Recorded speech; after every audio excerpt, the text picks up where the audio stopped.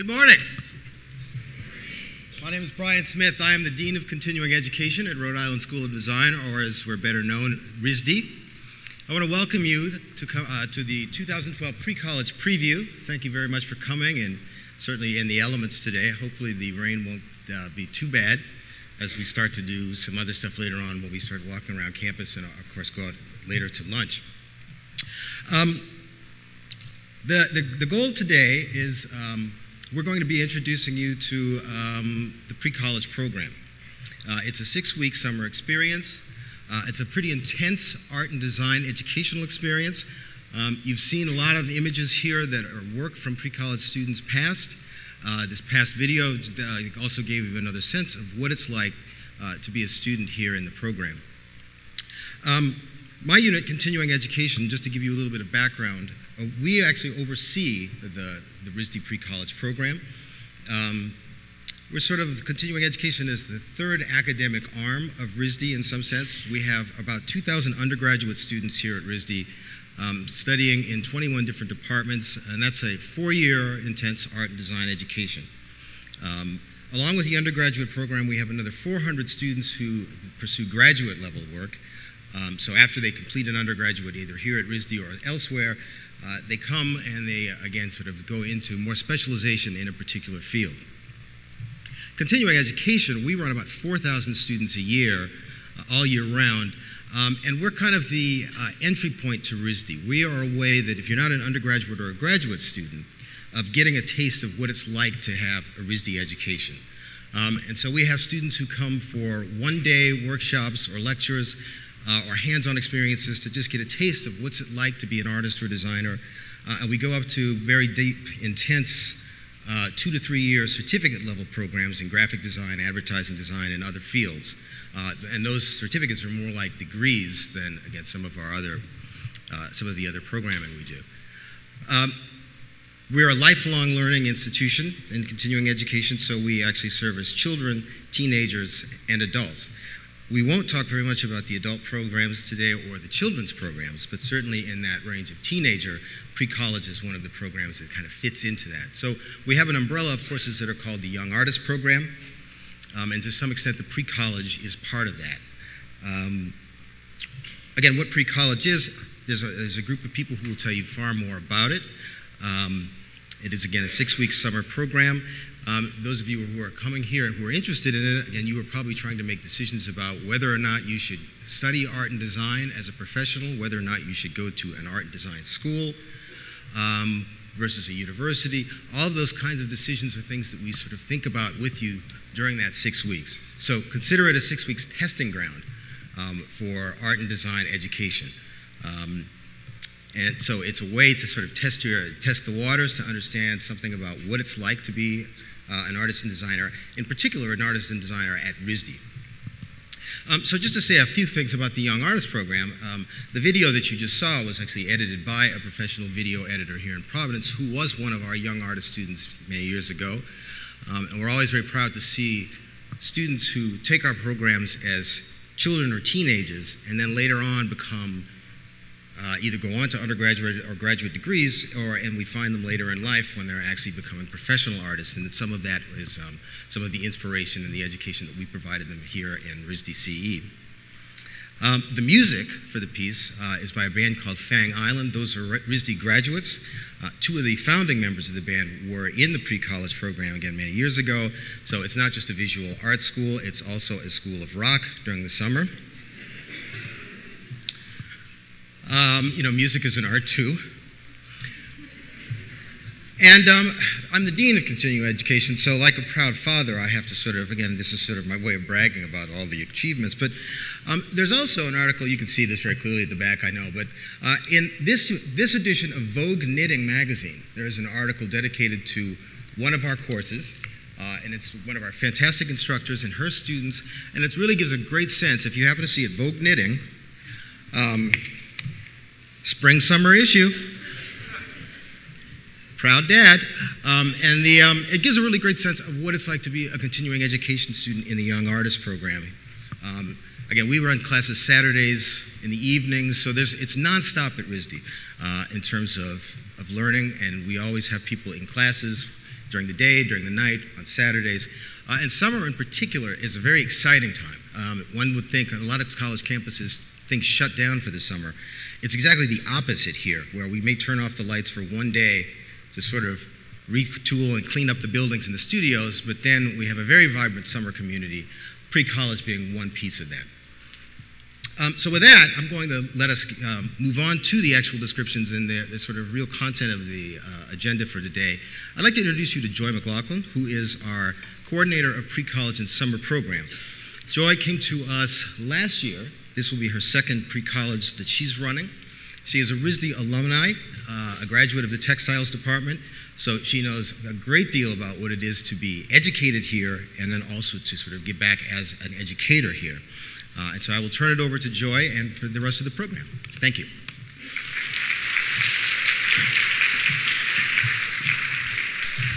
Thank you, Dean Smith. Just a little housekeeping. As a reminder, can everybody silence their cell phones and gadgets? I want to welcome everybody to the pre-college preview day here at Rhode Island School of Design. I'm really glad that you took the time and effort to come here and be a part of what I think is a premier program.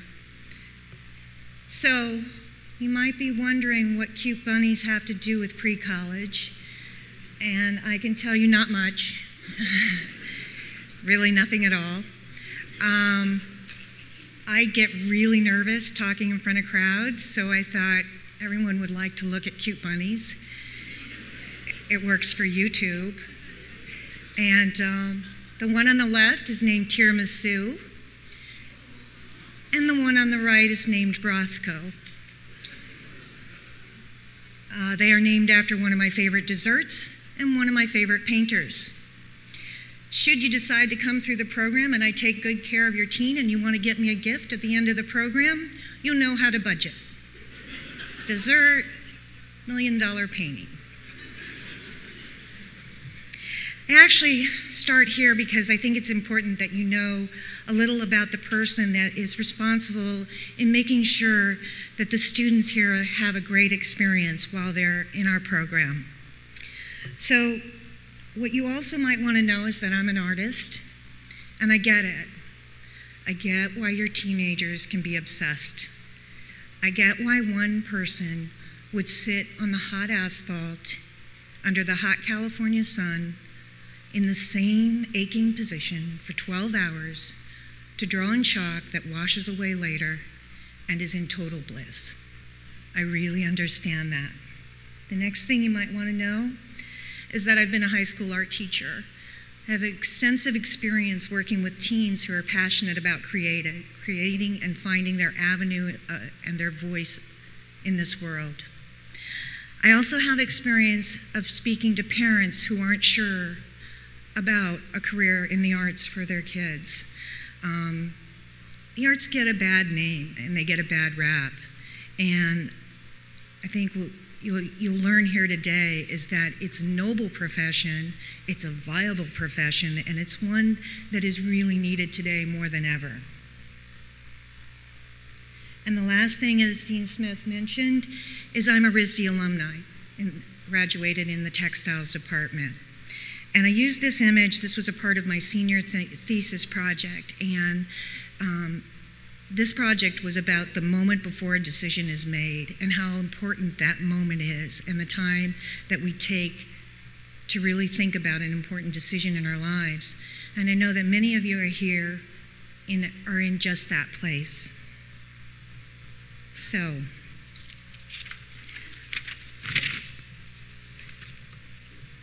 So who comes to RISD and why? First of all, I have to tell you, this is an image by Alan Chu, who was in the digital photography program last year, and I absolutely love this image. His work was just phenomenal. The students that come here are very serious about their work. They also have a great sense of humor and they're a little offbeat. They have a lot to say, and they're eager to learn new ways to say it. They come from a diverse background. Last year we had over 400 students here in our pre-college program, and 80 of them were international students. So there's a lot of room for meeting with people from different backgrounds. They come to create. Oh, that's out of sequence, but that's okay. They come to create and to be with other creators. And our students come here with all skill levels, from complete beginners. You know, I'm really aware, having been an high school arts teacher, how many of our arts programs have been cut. And so many students haven't even had the opportunity to get the real training that they desire. And so we keep our program open to those students also. And we also get the very advanced students that come from arts magnet schools. And then we get a whole host of students that are in the range in between.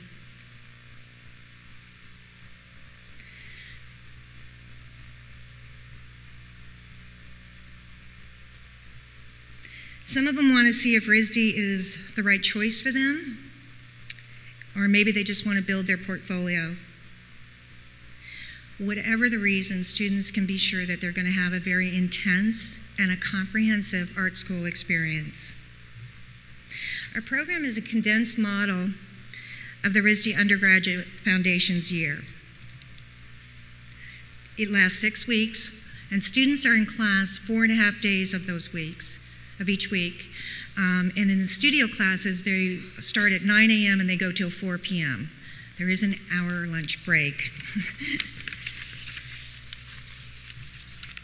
For 2 of those days, students will study in the area of the major that they choose. We offer 20 majors, and students will spend 2 full days engaged in those majors.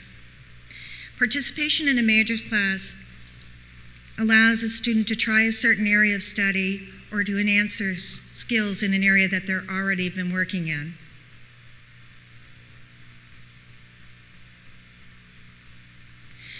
Equally, if not more important, are the foundations classes. Students spend 1 full day in drawing foundations, learning the important elements of drawing. Good drawing skills are essential to every field in the arts. And students learn how to use those skills to give their unique viewpoint and achieve meaningful results. The other full day of studio class is dedicated to the Design Foundations program, which addresses issues of shape, pattern, did that go fast? Pattern, color, composition, and form. Studying the elements of foundations is critical to the success of all the students' subsequent work, and it's essential in supporting the students' work in their majors. Sometimes students come here and their focus is entirely on the importance of their majors, but we really, really emphasize the foundations that give the strength to all their other work. And that does come out in their majors work.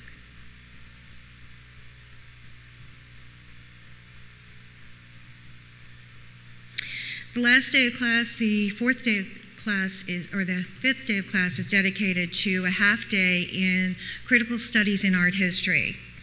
And here students have the opportunity to learn about the vast array of work that has been created before them, and they can find out how their work plays in the context of the world of art. So as you can see, students have a really full schedule, not to mention the homework. Most of the time outside of class is going to be spent doing homework. I say that and I will repeat it. Most of the time spent out of class will be done working on your homework. There's a lot of work here that needs to get done in order to meet the requirements of your classes. To support student studies, they have the access to all of the facilities here on campus, and some of those are just some of the most phenomenal in the world, including the RISD library. Here, students can study, research, or just relax. I actually think, I love this library. There's art books and art journals and trade journals and magazines and special collections. You could spend the entire 6 weeks and not even scratch the surface on our library. I hope you get a chance to visit that today, and you'll see how wonderful that is. This is someone relaxing. You're not going to see much of that if you come to our pre-college. I thought I'd just give you a moment there, but don't use that as an example. She's reading. Huh. Yeah. The next resource that the students will have access to is the Museum of Art. And this is an incredible, it's voted as one of the best small museums in America. And students will be able to access the exhibitions here, both individually and also as part of their coursework. The art history classes use the museum extensively, and many of the studio classes use that to show particular areas of study or particular works that are relevant to a student's work. It's a great resource. And finally, we have the Nature Lab, which is unlike any other place, and this is my favorite place on campus. There is every species imaginable, kind of dead, some alive. There's this incredible microscope lab that's just been really updated, that you can look at any aspect, either macro or micro, of insects and skeletons and stuffed animals, and it becomes an incredible resource and points of inspiration. I really think that if you can't find inspiration or a design solution in the Nature Lab, you're not going to find it. So you can see our emphasis is primarily on the art studies, and our program also serves as an introduction to college life. And that's very important to us as we develop this program, as we want to make sure that students begin the transition from high school and into college. And we have very high standards and expectations of the students that attend our programs. We have world-renowned faculty that are teaching the pre-college courses. They are experts and practicing artists in their own field. And they are passionate about teaching pre-college. They, like me, love working with high school kids. They will become the students' mentors, collaborators, and champion. But we insist that you speak up. Students are held responsible to ask questions, seek help, and resolve issues directly with their faculty. And to do that, you have to show up for class. We have a very strict attendance policy. 2 unexcused absences, and you get a warning. A 3rd unexcused absent, and you may be sent home. And what that means is your parents, well, you'll call your parents, somebody will call your parents, and they will have to make arrangements for you to come home at any point in the program. Also, if you have problems getting to places on time, we're going to try to snap that out of you. If you're more than 10 minutes late for a class, that counts as a half-day's absence. You know, and this isn't meant to be punitive. It's not meant to be strict. What it is to help you begin to take responsibility for your own lives, your own schedules, and your own work ethic. And usually by the 2nd or 3rd day, students want to be to class early. They're eager and ready. But we all want to make sure that you know that you are there out of respect for the faculty that are spending the time there and the peers that are also there. We expect you to give your best effort. And it's very important to understand that the Rhode Island School of Design is a crit culture. We live and thrive on critique. It is a vital component to our program and to understanding your work and being able to speak about your work. You will participate in lots of crits, individual crits, class crits, and crits with your peers in and out of the classroom. My experience of RISD the faculty were so helpful to me, but I have to tell you, it was my peers that I'm still friends with and still in communication with that gave me the best insights and also really helped me to do my very best. You know, we don't really insist upon a competitive environment. I personally believe that you can't be competitive in the arts because it comes from your soul and souls can't compete. But what it is an environment where you're pushed to do beyond what you thought you could. And because your peers are doing it, you keep pushing each other. And so you become really close to those students that you're working with. So all of this commitment and all of this time and everything that you've been working on, the students leads up to finals week. That's the last week of class. And this is the time when students will be presenting their final projects in their studio classes and also giving their presentations from their art history class. This is a very intense week. It's saying a lot because the program is intense, but this is a very intense week where students are really on the run.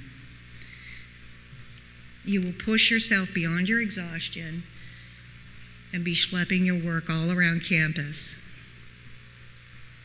And schlepping. More schlepping. Grueling schlepping. And that all leads up to what I think is probably the most exciting time for both the students and the parents and the family members and faculty and all of us here, and that's the final exhibitions, which is on the last evening of the last day of class. And that requires more schlepping. The final exhibitions, we have 2 gallery exhibitions and a fashion show. The first exhibition is for the majors. Students in their majors all get a chance to show the work that they have achieved in their majors class. This is held at Woods Gary Gallery, and hopefully you'll get a chance to see that gallery today. Students get to understand what it is to have a professional hanging of your work, and all that talking about that work that you've learned to do. Well, now's your chance to share it with the world. It's really an amazing event, and this is where people get to see how far students have come in 6 weeks. It is unbelievable, the difference in the quality of the work that students come in with, no matter what level they start at and where they come out at, and what you see at the exhibitions. And then we also have the ISB Gallery, where the foundation show is held. And students have the opportunity to show their foundations work. And this is where we allow parents back on campus. We hope that you come and celebrate and see all the hard work that your student has done and see if your investment has paid off. We also have that same evening an incredible fashion show, and you'll hear more about that in a little bit. That's just so much fun.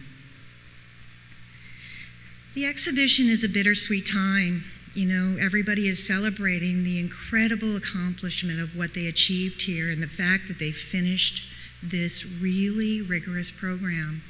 But it's also a time that students say goodbye to some very close friendships and bonds that they've made while they're here.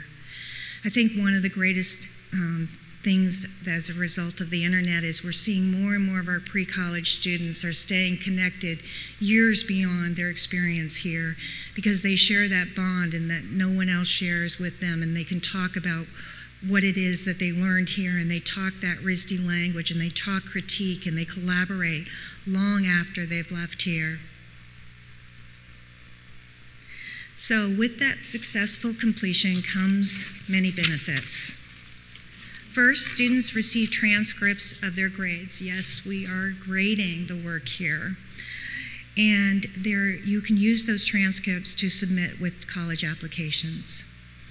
Second, and this I feel is really important, remember those renowned faculty that I told you all about that are world-class artists in their own right? Students can ask their faculty for letters of recommendation. And if the faculty feels that their student has earned it, they're happy and helpful and glad to write those letters. And they work really hard. They get them, whether they need to be sent sealed and unseen by students and go right to colleges, or if somebody needs multiple copies, the faculty works really hard to make sure they're given everything they need so that when they're submitting their college applications, those letters are a part of it, or if they're seeking work. And our institution is regarded very highly, and those letters are regarded very highly by other institutions and in the workplace and in the art field. And finally, perhaps the best benefit is that students who successfully complete the RISD Precollege program leave here with more confidence, better decision-making skills, a stronger voice to express themselves, and they have a clearer understanding of career opportunities.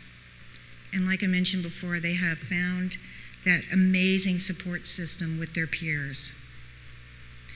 So what about that question parents have about the career in the arts and how scary that can seem for some parents who aren't sure if that's really the way to go, because they want the very best for their students and they want to make sure that in this world that's questionable right now, that they're going to be able to make a good living and really, do and become the very best they can.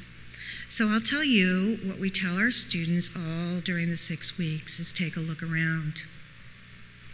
Everything you see was thought of by some designer or artist. And first came the idea, then came the drawing or model, and then it was made into reality. And these are just the areas of design fields. There's also this remarkable thing happening for fine artists. And so that there's this little thing called Etsy. I don't know if anybody knows about that. But students who are working in craft and fine arts have the ability to direct market their work, and they're very successful. And I will mention a good friend of mine. I started out with this street painting picture of mine. And I'll tell you, a friend of mine does that professionally still. We started out together, and she still does that, and she has flown all over the world and paid anywhere from $5,000 to $10,000 a weekend to do chalk on the sidewalk. There are as many possibilities in careers as there are creative ideas that students have. There are so many avenues, and in many ways, more avenues than in any other field. And so I'll say, besides what we create and what the students create here, it's vital that we foster creative thinkers, whether they go into the arts or not. The world needs new insights to help us solve our problems and move in new directions. Many of our students go on to engineering and into the sciences and areas that have nothing to do with the arts, but they find what they learned here helps them exceed beyond their peers, beyond the people that they work with, because they have a greater understanding of creative thinking, and that is what's so important. And the RISD Pre-College program, we can foster that creative thinking and help students throughout the rest of their lives. So I hope this has given you a little bit of oversight to help you make your decision. And we're back to my favorite photo. And next, we're going to be hearing from some people that are on the front lines that are going to give you a great idea of how this program really works. We're going to hear from some faculty and also some pre-college alums. So first up, I'd like to welcome one of our faculty that teaches in the Painting Majors Department and in our Drawing Foundations Department, and that's Michael Peary. Michael, will you come up?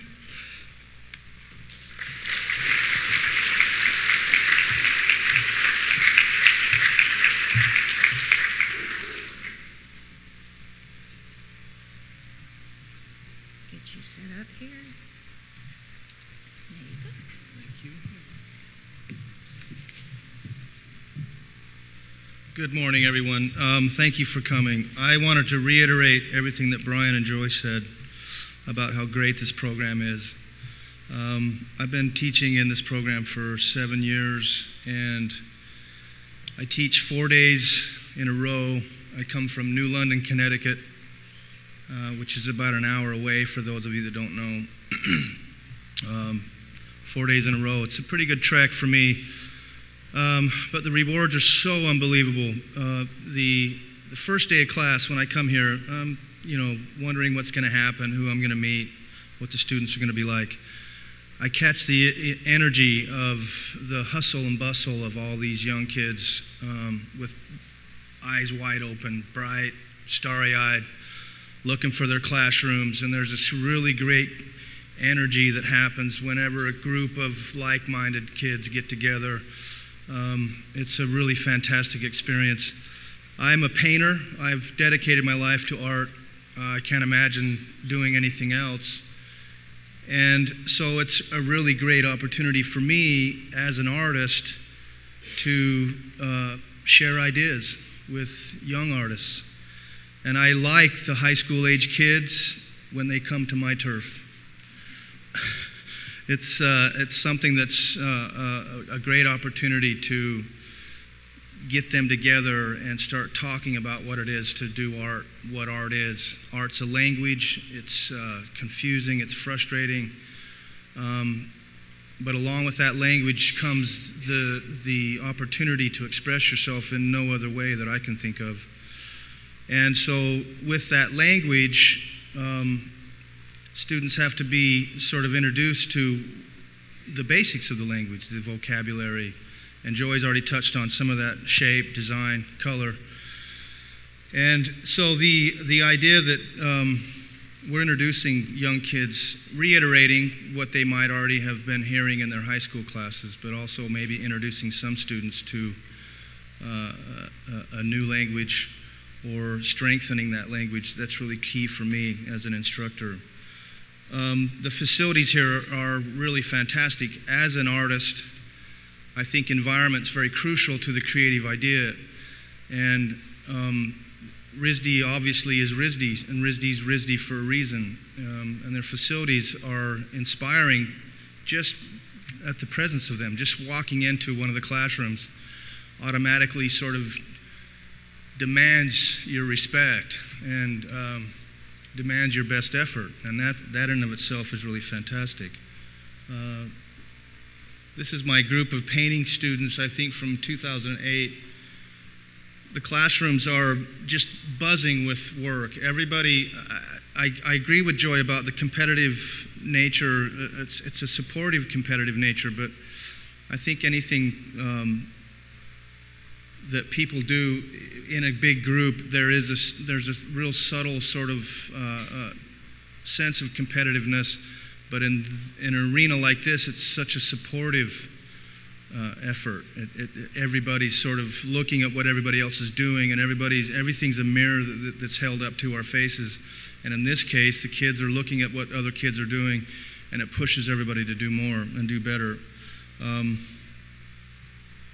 I've been teaching these classes now for about 7 years. I think I mentioned that. And the one thing that's important for me as a teacher is to try to address the kids in not only the vocabulary, learning how to talk about art, learning how to express constructive criticism, but also strong studio practice, good skills, or learning to develop good practice as far as how you're trying to apply your skills. And the other thing is learning how to manage your time, because there's a lot expected for these kids coming into this program. And so they have to learn how to manage their time. In my painting major class, we talk about the basic language of shape. Most kids have more strength and understanding in drawing, so I try to introduce painting in a way that strengthens that language already of drawing, and then we move into the idea of shape and composition. Then we move into color, basic color. Hang on. Introducing color, basic color, temperature, and relationships. Then we move back into using themselves. These are a series of self-portraits that my students did last year. Speaking of the microphone in the nature lab, this is a self-portrait that one of my students did. She spat on a piece of glass and looked at it under the microscope, and this is what she saw. And she turned that into a self-portrait, which I thought was really fantastic. Stood out, obviously, amongst all the other more traditional, formal self-portraits. Finally, then in the painting major class, I asked them to do a full-figure self-portrait, trying to use themselves in using the language of shape and design, not so much as a representation of them, but also considering the body and the movements, the mechanics, and how you would use that to reiterate the language of shape, the language of composition. And here you can count, try to count how many triangles you see. And it's really great that they're trying to use themselves not only to express an image using themselves and all the psychology that comes along with that, but also trying to tap into that language of design and shape.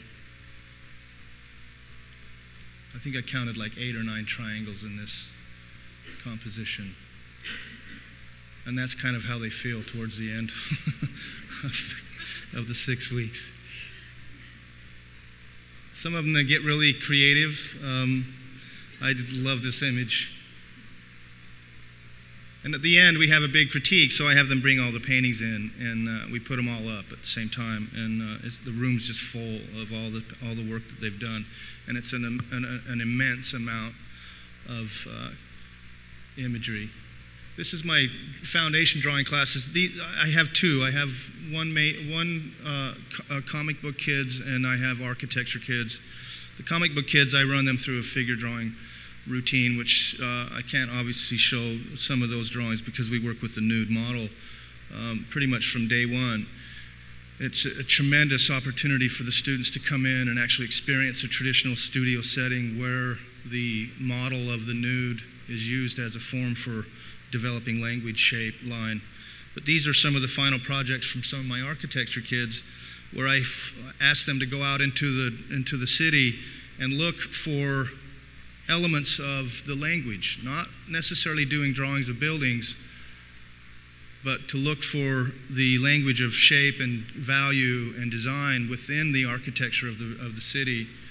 And these are big. These are probably 30 by 40 drawings, 30 by 40 inches. And they always amaze me with what they discover. This is a trolley rail on the sidewalk when you're walking across the street to the library. But the idea that we're trying to help these students see art in all facets of their lives. Most people walk along this crosswalk without even giving it a consideration, but using the idea of composition, shape, and value, all of a sudden you come up with something that's really quite dynamic.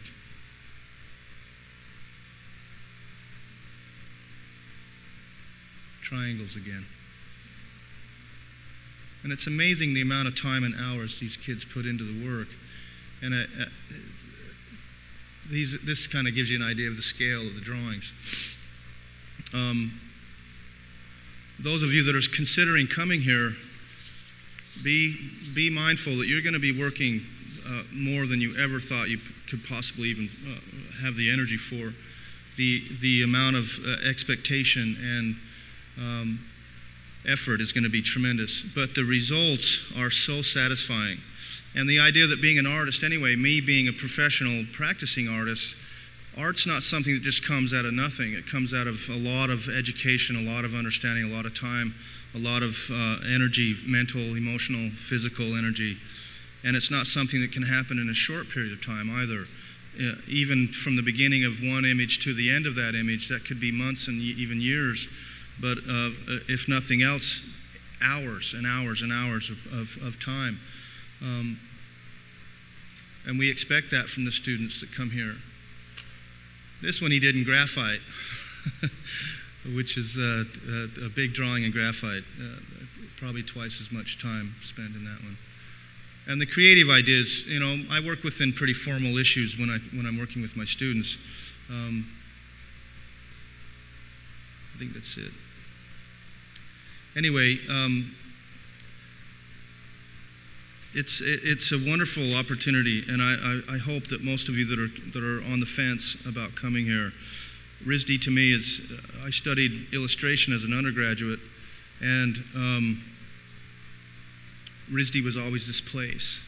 And I studied out west. I'm an Idaho kid, and was never really given the opportunity as much to be exposed to what art can be until I was in college, and even to some extent not until I moved to New York City.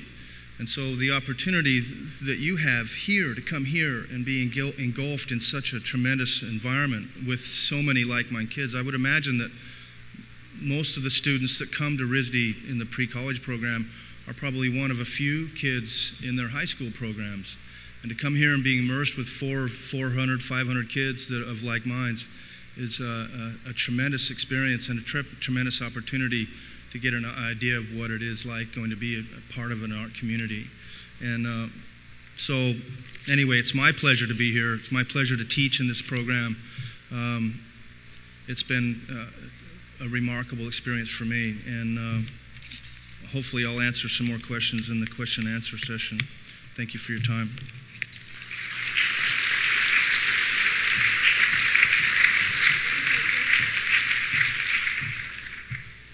One of the things I forgot to mention is that the foundations, students that are in a major, also all the students are in that major are in the same foundations classes.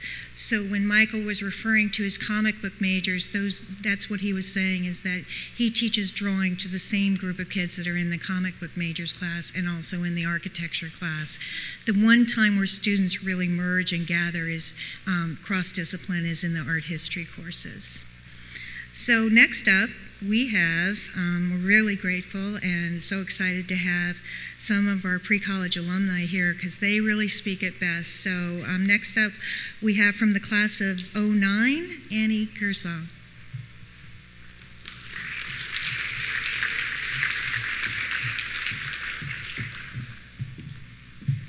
Okay, can everybody see me? I'm a little bit short, so.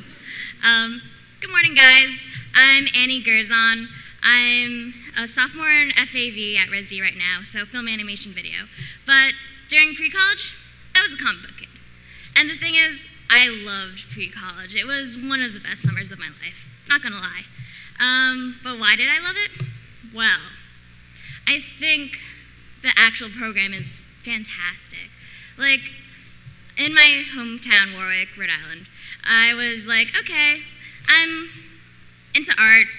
Everybody else around me wasn't. So I was like, okay, what can I do? I went to pre-college. And during pre-college, it was an eye-opener because it really is immersive. It's intense. Comic book art is actually a lot of work. My friends and I stayed up so much just trying to get in like 6 pages done, 10 pages done, and making sure like it looks good.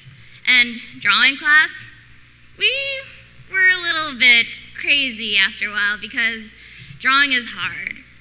We were working with Michael Peary actually, and it was so much fun to figure out how to draw figures and how to like go through the creative process. Seeing everybody work together was amazing. Also like design, like I remember a lot of things I learned from design. And I guess what I'm trying to say is try it out. Like pre-college, the work is amazing.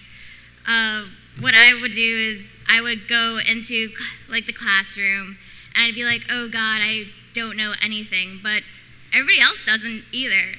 Like you would go in and everybody else starts to learn the same language. You start to spread ideas together. Like I would be in the classroom and we would talk hours and hours on end about comics or like what we saw in the movies or like all these other topics, and we would next like 5 minutes would at least like go into each other's work and give a hard crit, and we wouldn't have like any hard feelings. The community at pre-college is really fantastic. I am still in touch with a lot of my pre-college friends. In fact, one of them is like my best friend at RISD right now. Pre-college kids are amazing. We would just sit around, talk forever, and then we would sit around in dorms and do our homework forever. But the thing is, it's such a great thing to work in an artist community. You don't really know it until you actually submerge yourself in it, that it actually, getting the crit that you wanted or getting some input is amazing. And then going around and then going to like Newberry Comics or something and sitting around with your friends and seeing like, oh, that comic's a little bit weird, but that's a really cool t-shirt design. That's amazing as well. And, you know, I actually commuted during pre-college. I lived 20 minutes away from my hometown, so like, I didn't live in the dorms, a little bit of a money issue on my part, but like, it still is really immersive. Like, don't try to think that commuting is, if you have the chance to, is a bad thing, because I've made so many friends. Like, even though the nights are long, and I might not be there with them as well, like, I would get text at like 2 in the morning because we're all working on the same project, and we would send each other pictures, and we would be like, what should I do next? I don't know what to do. Or I'd be like, I just want to sleep. And you would just get a text back and be like, me too. But hey, zombie apocalypses, let's talk about that. I want to procrastinate. But, you know, we did a lot of work. After a while, my friends and I, we would actually, like, during breaks, during classes, we would fall asleep on each other. We would legit crowd around in a circle, and then we would fall asleep, make sure this person's comfy, make sure someone set an alarm so we could, you know, wake up in time to continue on with crit. And so, what I'm saying is, pre-college is a lot of fun, but a lot of work. Like, it is a good way to see whether or not RISD or like even art school may be a good choice. And I say, try it out. It's a ton of fun. And it's also a lot of work. But, you know, the work is satisfying. And I think I've become a better artist for it. So, yeah. Thank you.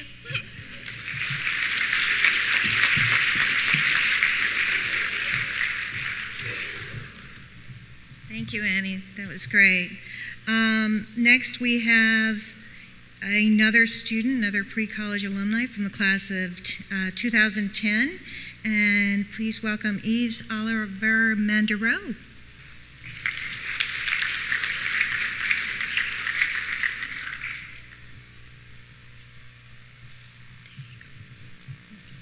Good morning. My name is Yves Olivier. I did pre-college the summer of 2010. I am now a freshman at Rhode Island School of Design. I'm going to go into the ceramics and graphic design double major. And I did ceramics when I was here in pre-college. I do not have a wonderful plethora of photos as my predecessors, but I have a couple eclectic, nice photos, just that what I had. This is the view out of my dorm during pre-college, which was very nice. What I appreciated most about the pre-college experience is that it's not a separation between, oh, these are high school students that we are going to give the opportunity of this experience, and the separation between the actual students at Rhode Island School of Design, but it's a total immersion, and I experience everything that I experience now, you know, during the pre-college program. And it's complete integration. This is a photo that I took for the Foundation Drawing Studio, and then I ended up drawing it. I do not have a photo of the drawing, but we do absolutely everything, and you are encouraged to go above and beyond and do everything. Prior to coming to RISD, I had never drawn before, so that was a huge concern of mine. I'd only ever done sculpture, 3D work, specifically in ceramics. But the foundation classes over the summer are unbelievable. And it still sticks to me today and last semester going into foundation studios again. I was concerned, I thought that perhaps the pre-college foundation studios were a little bit less than the regular studios, but it's at the same par, and what I learned during the pre-college program was invaluable during my experience now. This is in the Nature Lab, what Joy touched on, which is the coolest place you will ever go to. They have a mummified cat, which I used for a project in my drawing class last semester, and they have many jars of fetuses or feti. But this is a classic assignment that they give RISD students is the skeleton, just so we understand anatomy and everything. But we could take a skeleton out of the nature lab and put it in any pose that we wanted. And so this is what I did for my drawing class.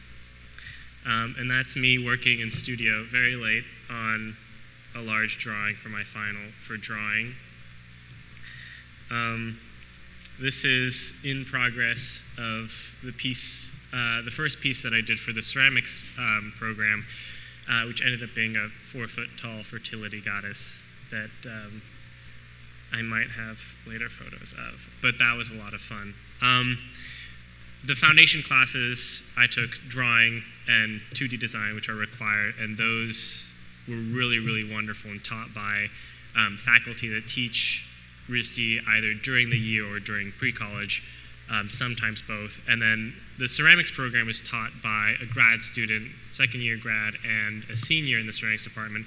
So it was a great pairing between the experience of the teachers that I had in the foundation studies with those that taught the ceramics program who were actual students at RISD who went through everything and could give you a better insight. I mean, not that it was any less wonderful. There was also a lot of time for fun. Although there is a huge amount of work, you can put in as much as you want and you'll get out that much. So if you don't feel like working, you can do whatever you want. I mean, there's nobody controlling you, but you will not get enough out of this experience. I put in a lot of work, as all did my friends, and I pulled lots of all-nighters, and as Joy said, you don't understand how much work you can do, and it's crazy. And one of the funny things that I learned during pre-college is RISD stands for Reason I'm Sleep Deprived, which is very accurate. However, I planned several weeks in advance to just be on top of all my work, and I went with my friends to the Newport Folk Festival, which is just a little ways away. And it's a bus ride, and we stayed there for a night, and it was great. And yeah, that is the end of the slideshow. I think that that's everything that I want to touch base on, but just know that although this is the pre-college program and it is specifically in art, I myself had qualms with being at an art school last semester, and I was asking myself, why is this not as good as anything else? And after a while, you realize that this is just as good as an education, if not better. I do don't tell anybody, but I do 1,000,000 times more work than any of my friends who go to liberal arts schools. And you just look at this education, and this makes me happy, and that's good enough for me. So pre-college is unbelievable. RISD is unbelievable. And going to pre-college really helps you just in life. It's much better than just spending the summer on a couch. So thank you.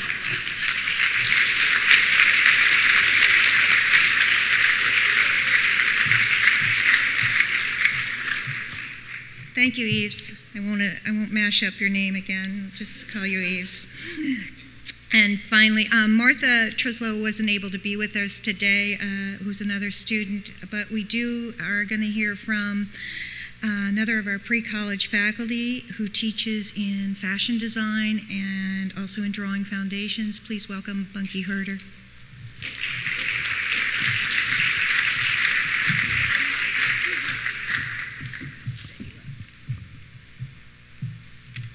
Hello, everybody.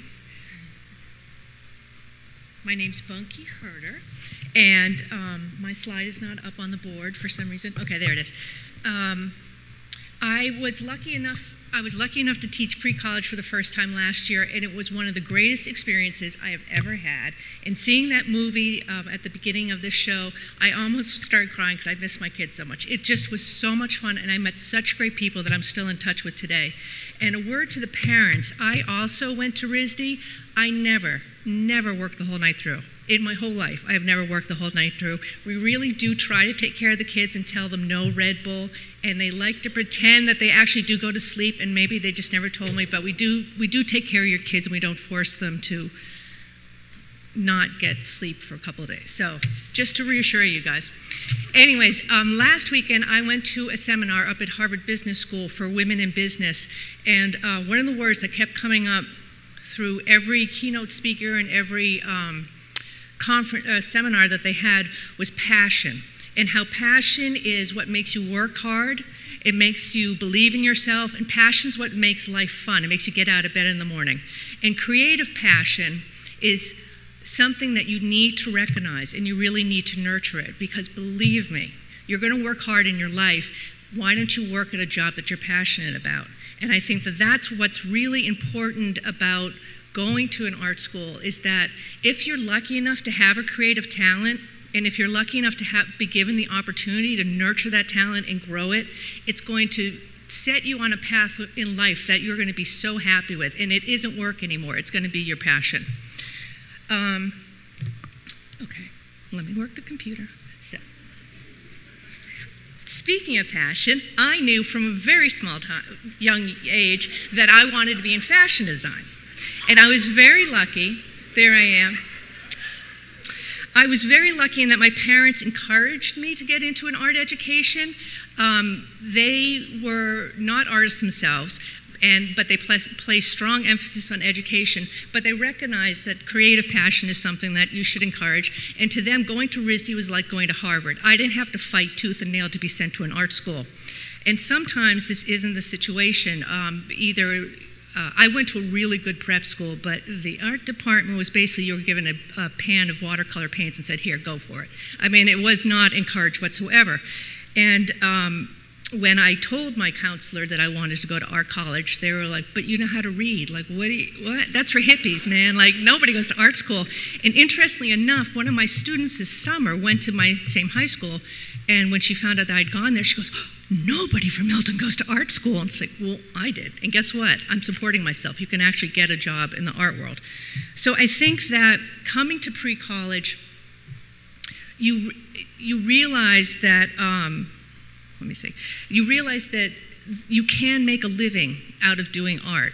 And that it's also, as a lot of people have already talked about, you are, for the first time, among people that think like you do, that look at the world like you do. And if you're coming from an art school that coming from a high school that really doesn't know enough about art, a job in the arts or going to an art college, coming to pre-college really can open up your eyes and expose you to what can be an amazing experience. Some of my students did not go on to going to an art school for college, but at least they experienced it. And one of my friends, who is a very, very successful painter right now, he came to RISD pre-college, and he told me later, he said, it saved my life. I was just one of those weird kids that liked to sit in the corner and draw. And I didn't know what I was going to do. And I was kind of heading down a bad path. And I came to RISD, and all of a sudden I was like, wow. Like, I get it. There's other people that think like me, and that's an amazing thing to see. Yeah, that's me. So I did go to RISD. I did not go to pre-college, and I wish I had, but went to RISD, even modeled in the fashion show. That was fun. Then I went on to, and I'm telling you this because a lot of the teachers are professional artists, so we're bringing the perspective of the real world to these classrooms. Like, we know what it's like to work out there. I worked as a intimate apparel designer for Victoria's Secret, went on to do sportswear, and then after that, I decided to go out on my own as an illustrator, and my work's hung at New York Fashion Week. I've done websites, magazines, I've got some books with my name on them. And then, okay, now we're going into the RISD pre-college. So I'm bringing to the table, I'm bringing my experience to these kids, and and they're still asking me for advice now and letters of recommendation. Where do you think I should go with this? You know, that's how do I plan my future? All of us who teach here know what we're talking about, and we haven't been cloistered behind these walls, you know, sort of doodling all day. So now let me talk about pre-college. I taught life drawing, and I also worked for the apparel department. And some of the projects that we do in the apparel department, we have something that's called the personal vision project, which is when we're teaching the kids how to make concept boards, which is taking an idea and putting it on a presentation board so that you can sell it to the client and tell them what your personal vision is. Taking that skill of making concept boards, we move on to the next project, which is the Barbie project, where you get a Barbie doll or a Bratz doll or whatever that Moxie thing over there is, and you get to dress it. We don't use any sewing machine, so you don't have to know how to sew, because believe me, I don't know how to sew, and I spent 4 years here. That's what tape is for, when you have to hem something, I learned. So these are just some examples of the Barbie projects. This one I love because she based this on the old maps and on the China trade, and where the front of this dress is very loose and geometric, almost like a kimono or, you know, well, like more geometric dressing. The back of it, she had actually tucked in very much to show how the English, you know, take over cultures and enslave people and all that sort of stuff. And I just thought it was an amazing concept. This one, okay, this girl stayed up all night, okay?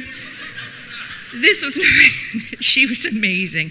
And wait till you see what she did for some, I'm gonna show you her work later on too. But again, everybody comes with different ideas, and we have crits about them. Then the final project that we have for the pre-college apparel department is called the Paperama project. We have a local paper company that donates amazing amounts of paper in all different weights and finishes and all this, and the kids are allowed to pick out a paper of their choice and create a garment for a final fashion show entirely out of paper. This one girl, she started with one concept, and then she was downtown at some fair, and there was a woman there cutting out, doing Chinese paper cuts, and she came into class all excited with this Chinese paper cut of that goldfish, and she decided that's what she was going to base her costume on. So kids learn how to do fashion illustration, they learn how to do board presentation, and then they also learn some fundamentals about construction. The girl who'd stayed up all night and did that Marie Antoinette thing, this was her paper idea, and she wanted to recreate a temple. So now we get to the fashion show. This is, I held on the last day, on the evening of the last day, and it's so much fun. Everybody models for, you model for your friends, and the dresses are fit to you, so it's this whole process of a couple of weeks of really making these things. This was really fun. You can't even see the dress beneath that, but that kid must have remade, it was a fitted sheath. He must have redone it about 17 times, but he just kept working and working and working on it. This was based on this girl's idea of a thunderstorm, and you could take that skirt off in the back. This was amazing. This was made entirely out of wax paper that she just rolled and rolled and rolled and rolled and then crocheted it. This one's just great because this is the perfect model for this dress because she looked like the sun. The long white skirts are actually the paper that you use for the things you throw in the dryer, the whatever, the conditioning sheets. Her mother had gone to some recycling center and found the rolls and just sent them down to her. This is the temple dress that girl made, entirely out of paper. And it was just a really great outfit. And then this last one was a, underneath this skirt, This was the last outfit in the show, and she would come out at the end of the show, and then the lights would go off, and she had glow sticks underneath there. So when the lights went down, that whole skirt would glow as this big red dome. And I wish I had a picture of it glowing, but I don't, because I was busy taking this photo, where the kids, anybody who wasn't on stage came out on either side to watch this thing light up. And I love this photo because 6 weeks before, I was sitting in the classroom in front of these kids, especially that one boy in the front with his mouth open. Nobody knew anybody. That kid didn't say a word for, I think, literally 2 days. I was watching him like, oh my God, this guy doesn't even talk. The friendships that you make over those 6 weeks are amazing, amazing, amazing. And just the support that you get from these people, because you're all coming together and meeting your like kind for the first time. It was just a really, really wonderful, wonderful experience for me. And I remember being in high school and coming, like I said, I didn't go to pre-college, but coming to RISD and just being like, wow, my brethren, I'm here, I get it. And I really encourage you to think about coming to pre-college. And so I'm going to leave you with a few slides that I show some of my kids called Parting Thoughts. So what I do when I tell my kids is, you're here to have fun, use your imagination, experiment, and most of all, follow your dream. Thanks.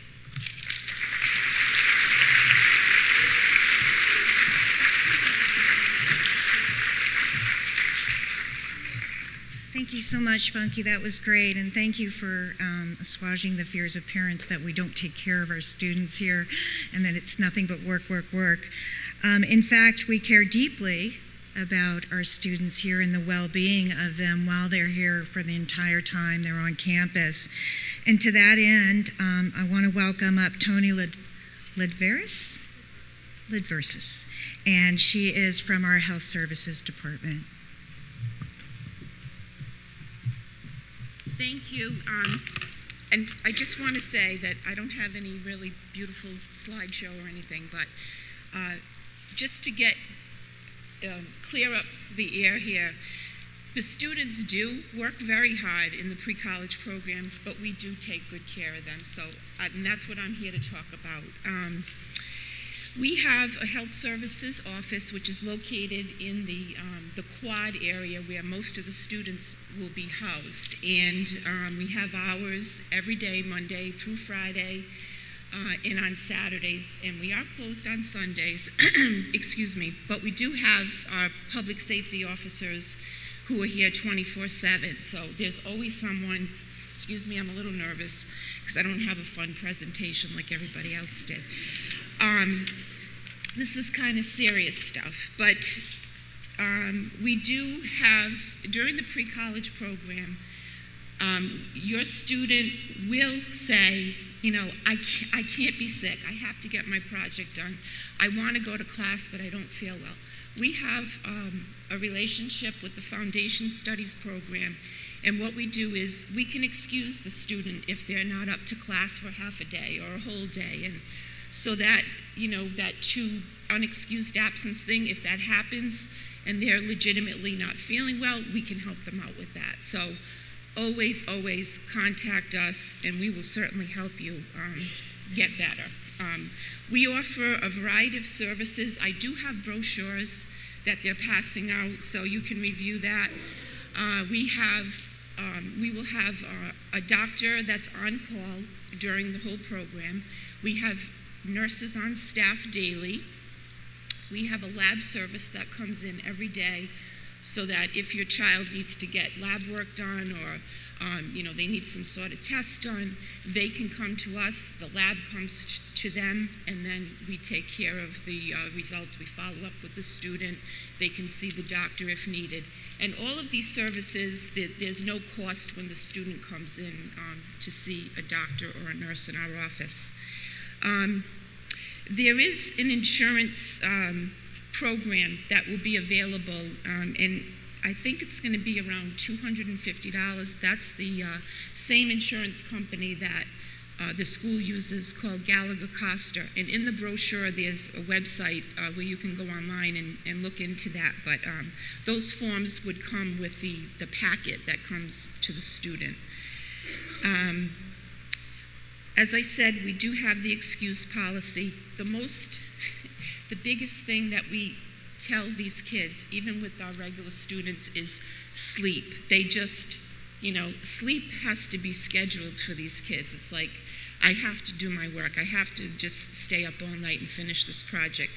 We tell them how important, if you don't have your sleep, nothing else is going to be as good as it could be. So it is really all about managing time, and we all work together to help them through that. So rest assured that we're going to take care of them. We even have a bed we have what we call an observation room, and if sometimes they're just so burnt out, they can't get sleep in their dorm, they'll come into us, they go in that room, they're out like a light, they wake up, they're like a new person. So we take really good care of them. So please rest assured that we're taking care of them. We also have pharmacies in the area that will deliver the prescriptions to us in our office, and you would need to have your student, you would set up an account with them with one of those local pharmacies. And then we call the student and they come and pick up the prescription so that they don't have to trek off to a pharmacy somewhere. We can get that medicine to them through our office. We also have a diagnostic place that we send students very close by if they need an x-ray or some sort of a test that we don't do through our lab service. We also have an on-call professional staff rotation, which I believe Phil Oliveira is our next speaker, and he'll talk more about that, where they're available 24/7 to deal with emergencies or situations on the off hours when maybe our office is closed or no one is available. And there's also a counseling on-call staff that is available during the program as well. All I can say is I have personally experienced the pre-college, the final shows, and it is amazing. I just can't say enough about the talent that comes through the school. And I think this year we've had probably most return pre-college students come in as freshmen that I've seen. Our office takes care of the health form that you'll have to fill out if you decide to come to RISD, which includes all your immunizations and your physical exams. So I get to know names really quickly because when your student comes into our office for an appointment, they see me first. So I'll say, oh yeah, I remember that name. I remember, if it's a different name, and I'll say, oh yeah, I remember you, And they're amazed that I actually remember their names sometimes because I don't know, it's just a talent I have, I guess, I don't know. But we do, we enjoy having the kids here. We take very good care of them, and please, any questions you have during the question and answer session, I'll be happy to answer. Thank you.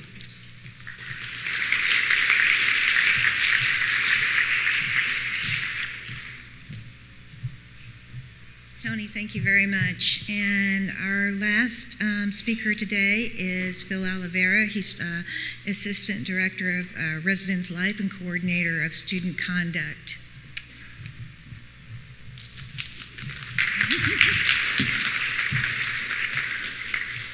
Good morning. Oh, you can do better than that. Good morning. All right. Yeah, I'm the Assistant Director of Residence Life and the Coordinator of Student Conduct. It sounds a lot more important than it actually is. But a little bit about me. I did not go to RISD, wish I did, but I went to art school a couple miles down the road. But folks, I'm going to tell you, they don't pay me to say this. I love this place. If you saw my salary, you'd know this is not, I don't have a Bentley outside, let me tell you. RISD is magic, and the pre-college program, if your student has any doubts about going to art school or even coming to RISD, this will squash them all once they get through the 6 weeks. they are going to want to be an artist forever. And I hope for you as parents are encouraging them to follow that dream. My parents did. It got me at least to work at RISD. And I get to teach in the CE program. So that's enough about me and all that fun, crazy stuff. I am going to talk to you about the Residence Life program here at RISD. We work really, really hard to make sure that your student has the best 6 weeks, and students, we work super hard to make sure you are having fun and we take care of you while you are with us. Because I am the old woman, this is my shoe, mom gives you to me, or dad gives you to me, or whoever, and I need to make sure that you come back with 10 fingers, 10 toes, and hopefully better than you were when you came to me. So you're going to work really hard. You're going to be in the classroom a lot. And then when you are not in the classroom, you deal with this shiny little face and my Residence Life staff. So you're in a community of artists living together. You're learning from each other. You're going to eat, breathe, and sleep art. So there is, like Tony said, there are 5 professional staff members who are on call 24/7. So when there's a problem after hours, one of us comes running like Superman and comes to see you, or Wonder Woman, whichever you prefer. We also have 3 resident directors who are interns from who are going into this profession of student affairs. And they are sort of our second level of response. And then on every floor with your students will live a resident assistant who are current full-time RISD students in a major program here who are sometimes pre-college alums, so they understand what your student's going through. And they act as role models. They are your informal crit people at 3 in the morning when you've had this amazing idea and you need to show someone. You will probably show your RA and they will like it. So, where am I going to live? You're either going to live in 15 West, which is that beautiful high-rise building on the left, or you're going to live in the first-year quad. Boys are generally in 15 West, and the girls are in the quad. Yes, Mom and Dad, we keep a river between them. You're welcome. All rooms come with a bed, a desk, a chest of drawers, a closet, and a wardrobe. And yes, we upgraded a couple of years ago. We used to be in the 1980s with Ethernet. We have now jumped into the 1990s with wireless. So it's exciting. The rooms are really nice. Eve's talked about his view from 15 West. The quad's amazing in the fact that you never have to leave. If you don't like the outside, you can get to every single one of those 4 buildings by staying inside. When I first got here, I lived in the quad. That was my first home at RISD in Homer Hall. And it will always be my favorite. The weather here, if you're not from New England, is kind of weird. Sometimes in the summer, it is really cold and it doesn't get above 70. Sometimes it's super hot and you need to hit the beach. So you need to dress accordingly. So yes, bring a pair of jeans and a sweatshirt because sometimes those nights get cold. Also, you want to bring a fan. Not all of our residence halls are air conditioned and it does get hot. You also want to bring a shower caddy and flip-flops because no one uses the showers barefoot, ever. And stuff to make your room feel like home. We go on a lot of fun activities. And guess what? Mom and Dad or whoever is paying for it, so you should go. We go to the MFA in Boston. We will go to Block Island, which is this weird little island off the coast of Rhode Island, which is really fun and cute. We go to Newport. We went to Water Whiz, and it sounds a lot weirder than it does, but it's a water park. Don't worry, no one is doing any whizzing other than going down the slide. And sometimes we'll rent out movie theaters, whatever the big blockbuster movie is that summer. It used to be Harry Potter would come out. Who knows what's coming out this summer? Oh, The Avengers. No, that's in May. But we'll find some movie and we'll rent out a movie theater and you'll get to go. Here's just some of the activities that the students are doing. This is t-shirt creation night.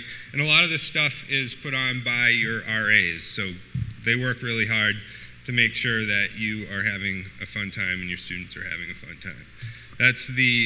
There's a little green space behind the quad, which I don't think you'll see, but it's called Nickerson Green. We got inflatables. Everybody was going nuts. There's the beach at Newport. Someone got buried. We do casino night, not for real money, don't worry. It's fine, it's all play. We have dance parties. And now let's talk about the program policies. My favorite piece. So as you can see, I'm a pretty jovial guy, but when we break rules, I turn into the honey badger, okay? That is me. Our rules are super easy to follow, okay? Very easy. I broke it down for you. Remember, if you can't have it in high school, you can't have it here, okay? So that means, use your imagination. But here it is. So, drugs plus alcohol equals a trip home. Real easy, right? We are very strict. If you like to toke up with mom and dad at home, if grandma does keg stands with you, that is cool. You are not doing it here. Not at all. You will go home. And yes, you will be in my office and you will be crying and I will be crushing your dreams. I'm sorry, but I told you. I'll tell you again at orientation if you come. This is what's going to happen. Mom and dad doesn't get a refund, so they will be angry. Angry. And not at me, at you. And then you have to go home and spend the rest of the summer with angry parents. Not fun. We have curfew. See, there I am. There's my shoe. Sunday through Thursday, 11 p.m. to 5 a.m. is curfew. Okay, that means you are in your room. It does not mean you are down the hall brushing your teeth. It does not mean you are in the hallway on the phone to your boyfriend or girlfriend or whoever back at home. You are in your room, so my staff can make sure that you are there and that you are accounted for and you are safe. Okay? On Friday and Saturday, it's at midnight in your room, not down at the vending machine. 3 of those, you missed 3 curfews, and again, you're in the suitcase. Hasta la vista. Mom does not get a refund.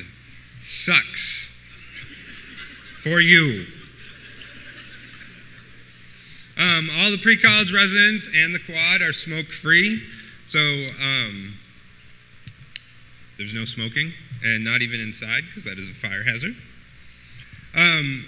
You are allowed to go on day trips and weekend away. Go back home, see your family, please.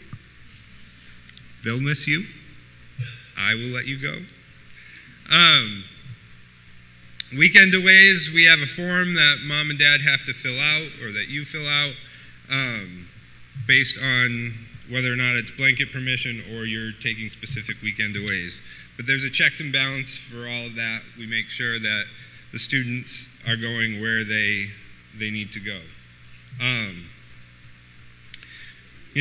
During the pre-college program, some of you, this is your first time away from home. Respect yourself is a big thing that we try and promote. Respect others, respect who you are. This is a small community. Everybody in pre-college pretty much knows everybody. So the rumors fly sometimes, and potentially these are folks who may hire you when you graduate college.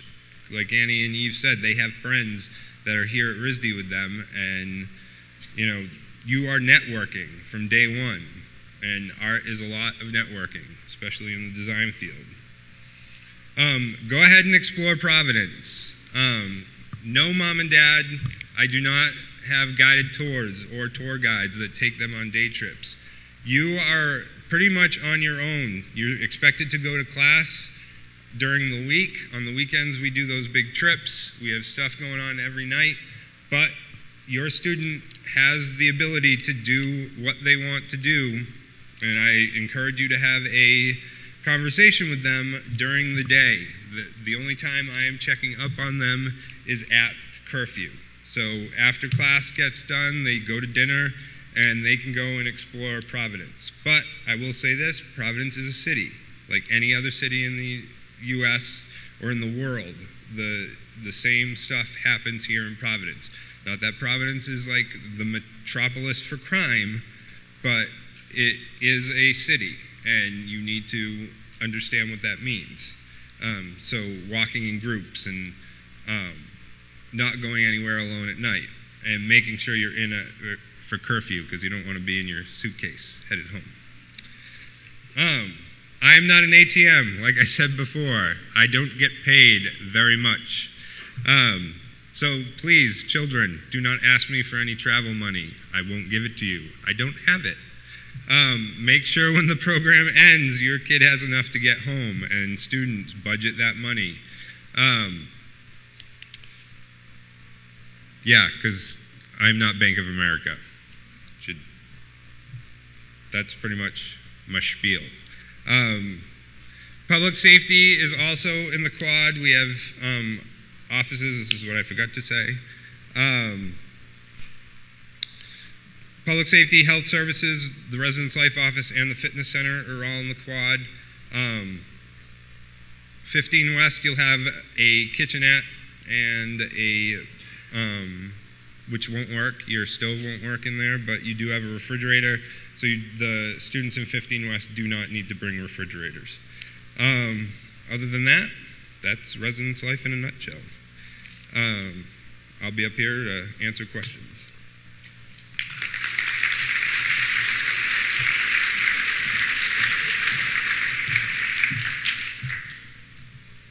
Thanks, Phil, and thanks to all of our speakers.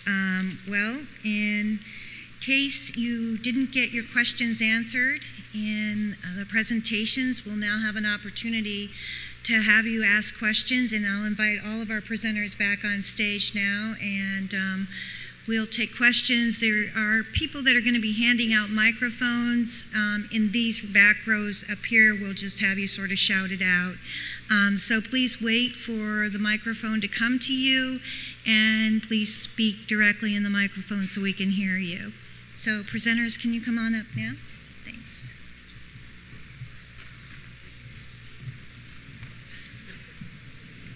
Test, test. Test.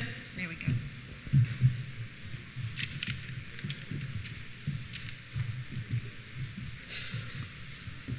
Right here.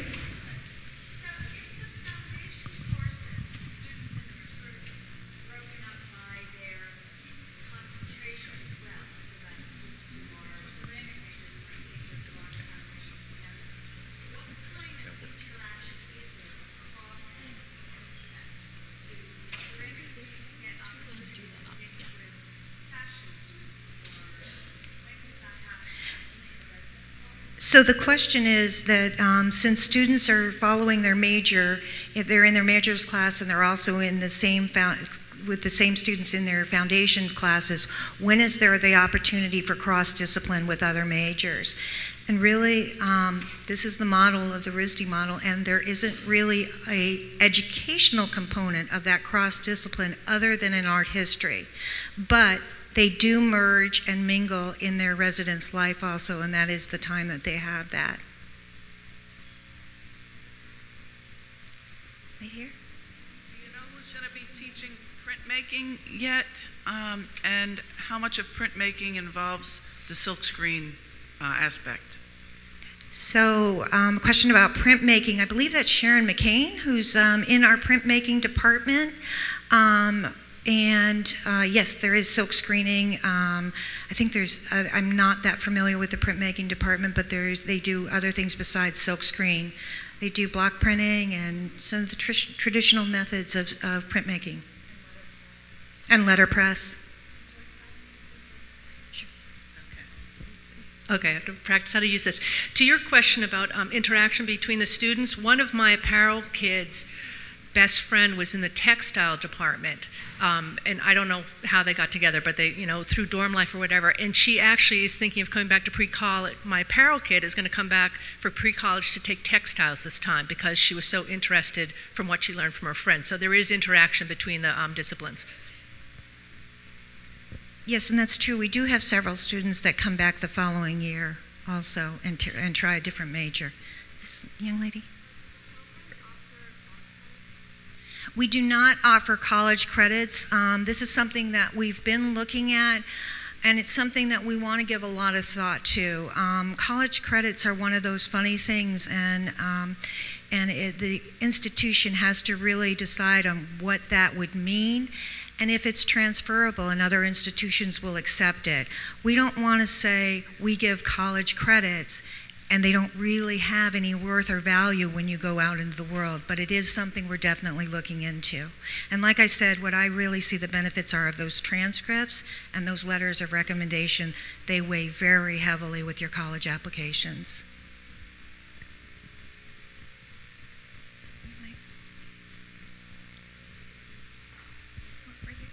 Hi, thank you.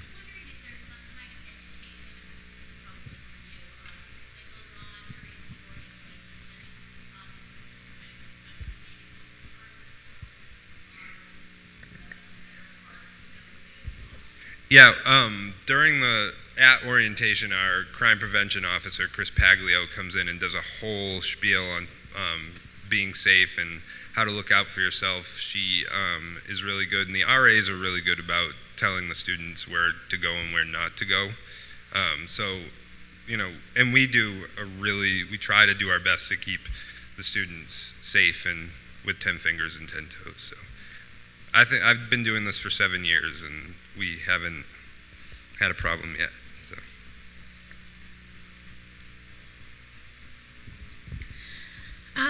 You've talked a lot about the intensity of this pre-college course. How does that compare when a student becomes an undergraduate in terms of intensity of their workload? It's modeled directly after that. I think it parallels. I think actually the students can speak better to that since they've done both. The pre-college classes are 9 to 5, and during the year the classes are 8 to 6, so it's a lot tougher and it's a lot more work. And also because, especially for me not having experience, for instance, in drawing, they make sure that they cover all the basics during the pre-college program, but during the year there's a higher expectation that you are going to push yourself to the absolute limit, and it's going to be a lot better. I mean, during the pre-college program, I only pulled 3 all-nighters or something, but last semester I pulled 22, and I am on my 3rd this semester. But that's just because I am kind of a masochist, and I like to work very meticulously on things, and I don't finish until it's finished. But I have a friend who is in my section who he didn't pull a single one. So it definitely depends. As I said, you take out of it what you put into it. Yeah, I did not do all-nighters during pre-college. I mean, I did say I stayed up until 2, but then I would usually knock out before 3 and would sleep until 7 or 8. And yeah, the intensity is still there. During pre-college, it's really intense, and it is only amplified during the undergrad program, but by going through pre-college, I was better prepared to at least do my work and do it in a timely manner.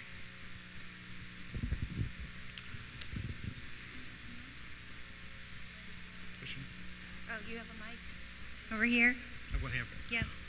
Hi, I understand that you have to make 3 choices of a major, and so what are the chances that you wouldn't get your primary choice, and would you know that before you made a commitment to the program? Yeah, it's based on a first-come, first-served basis, so you would put your first preference, your second preference, and your third, and it just depends on how fast a major fills. There's some majors that consecutively fill up, illustration, painting, they're popular majors, but it's dependent on the year. We're seeing a real increase in demand for industrial design.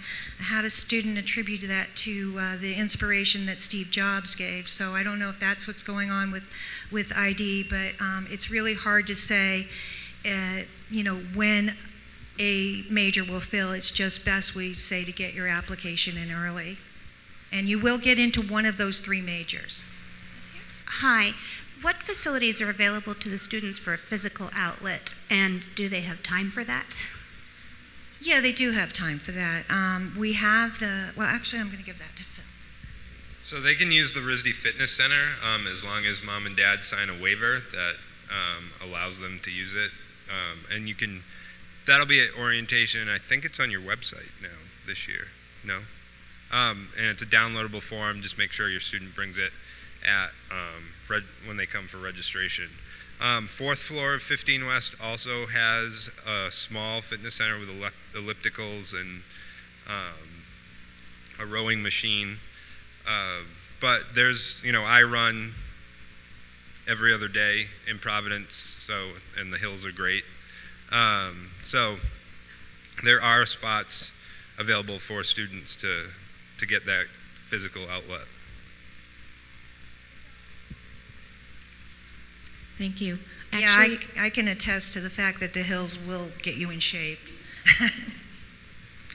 I actually have 2 questions. The first one is, what is the percentage of students who are residents versus commuters? It's very heavily weighted into residents.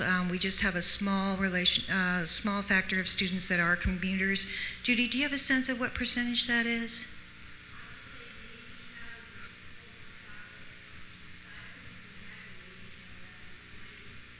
Did you hear that?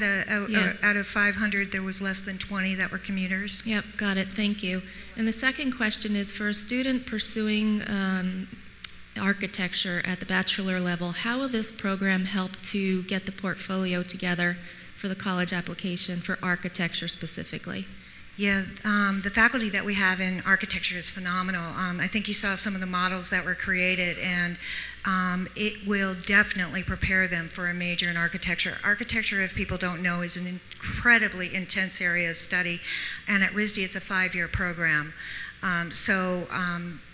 Any student that puts into the work in any area is going to come out with portfolio pieces. All of the faculty are here to help the students, not just to create their best works, but to understand what are the best works that go into a portfolio, because a lot of times we find students don't think some of their works are portfolio worthy when in fact they have elements that are great in them, and we help guide them along those lines. I teach for the foundation drawing for the architect majors. This has been my 3rd or 4th year, and I've tried very hard to identify with that major. If it's comic book, that's why I teach the figure. If it's architecture, I'm teaching basic concepts of form and design. But I try to organize all of my focus onto their final project, which is going to be architecture based, so that they are building portfolio pieces and hopefully helping them along the way, not just sort of putting on my own sort of agenda for what drawing should be, but trying to gear it to that idea of being an architect major.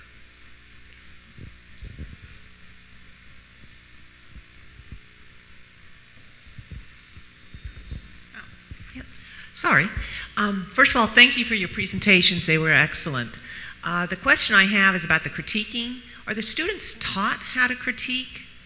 Okay. Absolutely. I'm going to let some faculty talk about that.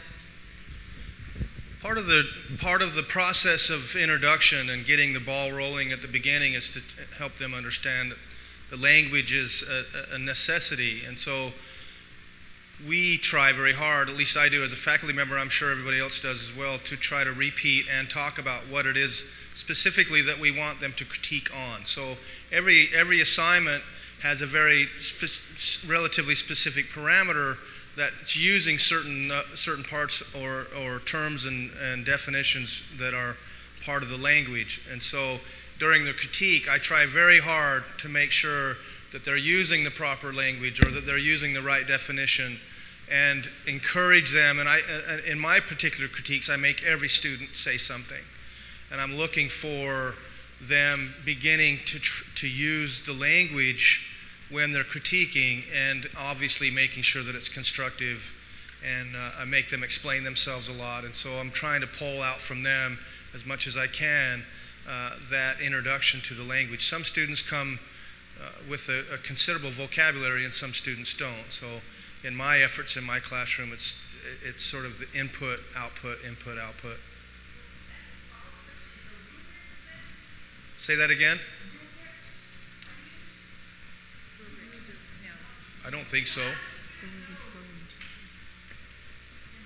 their grading is at. Rubrics is a standardized K through 12 right. methodology. It's not really used in the college level.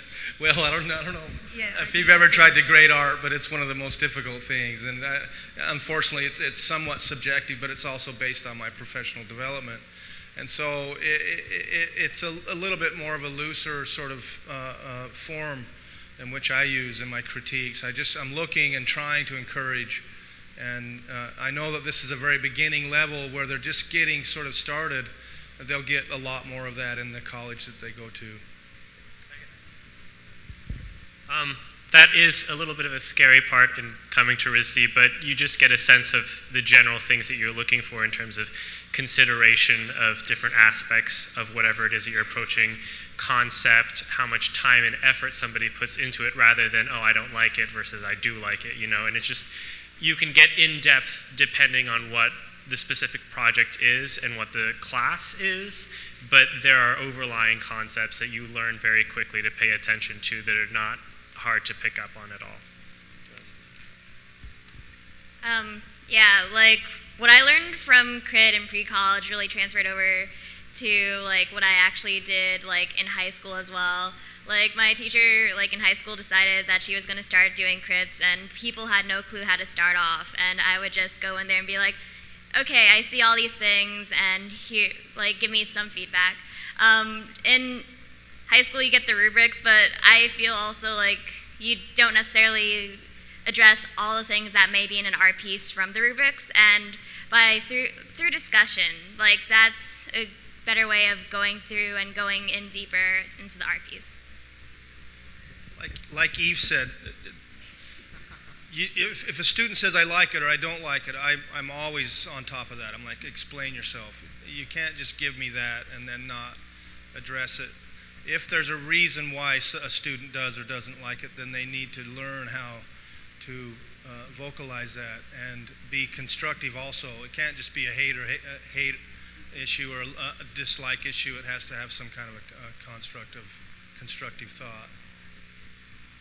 Monkey, do you want to talk a little bit about critique and grading? In apparel, okay, it can be a lot more concrete because there's very specific problems. Your assignments are very specific problems presented to you that you have to solve, and we go over that at the beginning of the course, or beginning of the 6 weeks, and also every time we hand out the assignments. This is what you're expected to bring to the table. So kids have a good idea of what they're going to be critiquing on. You're also told what percentage of your grade is based on your class participation during the crits. And like Michael said, it's never, you can't just say, oh, I don't like it. You're never allowed to get away with that. We ask you to be very, very specific about it. And you're often given the challenge of, well, then how would you have solved this problem? Or what's another way to do this? So we really do make you work during the crits.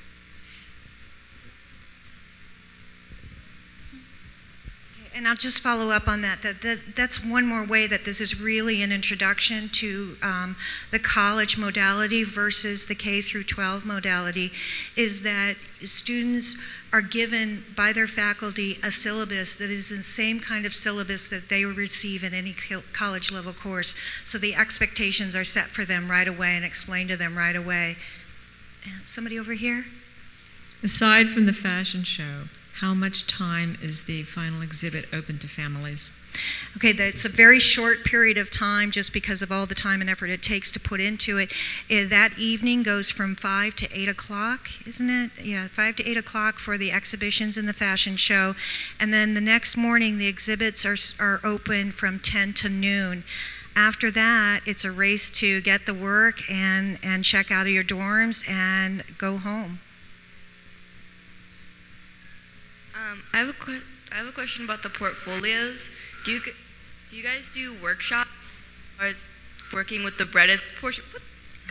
With the breadth portion of your portfolio and like other parts? Because like I know that's an issue I'm having with my current portfolio. Like, do you guys work with, like, do you have workshops and stuff for that? We don't have workshops per se, but we have a couple of things. First of all, like I said, the faculty are going to talk to you heavily about what are successful portfolio pieces. They will say things to you like, this should go in your portfolio.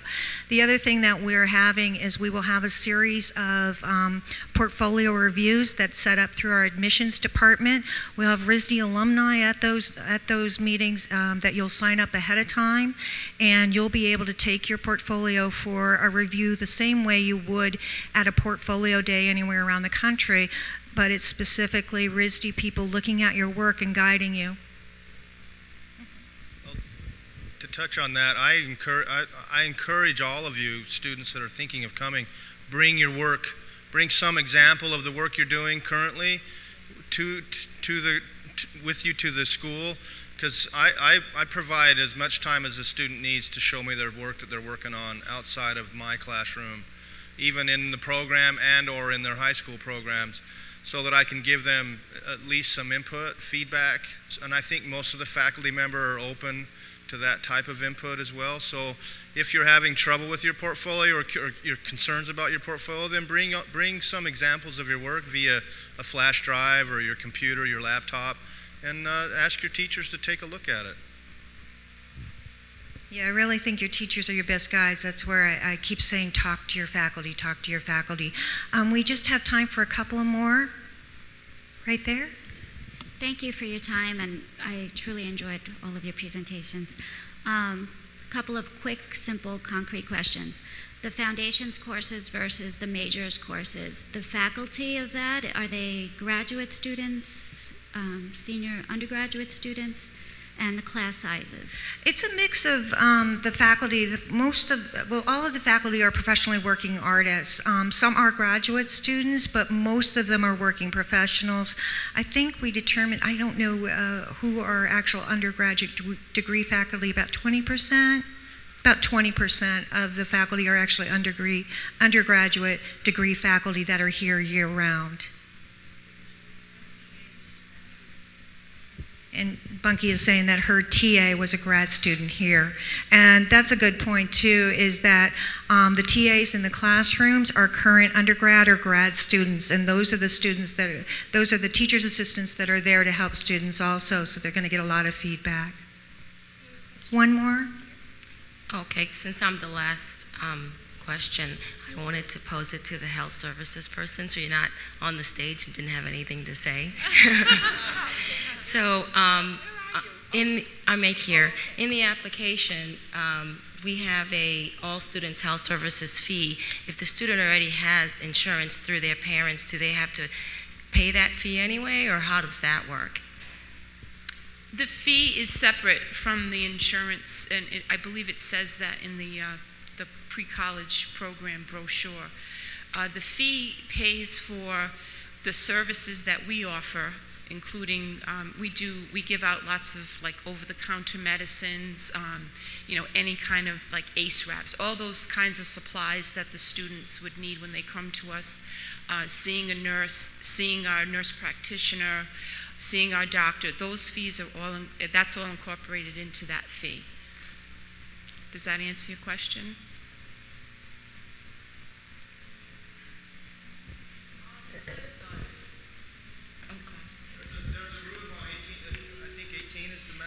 It depends on the class. In the foundations classes, those are larger classrooms, and they have ability to take more. Film and video is a small amount of equipment and small studios, so they have smaller classes. I think they're 10 limited. It just ranges depending on the major and depending on the class. The art histories class, because those are mixes, those are the largest classes with anywhere from 20 to 30 students in them. And those are more of what you would find at a traditional college class, a liberal arts class. So I want to the time to really thank you for coming out and spending the time with us here and trying to see if RISD is the right choice for you. I hope we answered your questions. If not, we're going to have staff here available, and I'm available. Judy, who's the registrar, if you have registration questions, we have staff available to talk to you about that. I'm going to want to just thank all of our presenters so much for taking the time out of your busy schedules and coming here. Thank you very much. So I have a couple of follow-up announcements. You guys can take a seat. Thank you again. So for those of you who pre-registered for the admissions event, you'll want to head to lunch now and then catch up with the admissions events over at the Chase Center, which is directly kitty corner from us over here at the museum. And if you did not get a lunch voucher and would like to join us up at the Met, we'll have staff from Precollege CE up there that can continue to discuss these options with you. For the rest of you, we're going to start tours of the campus, and hopefully the weather has lightened up a bit. And I hope you do take the tours and you can see some of the wonderful things that we've told you about and experience what it's like to be on campus here. And if tour guides will be out front, and outside the front doors, and they'll just be heading out in about 10 minutes.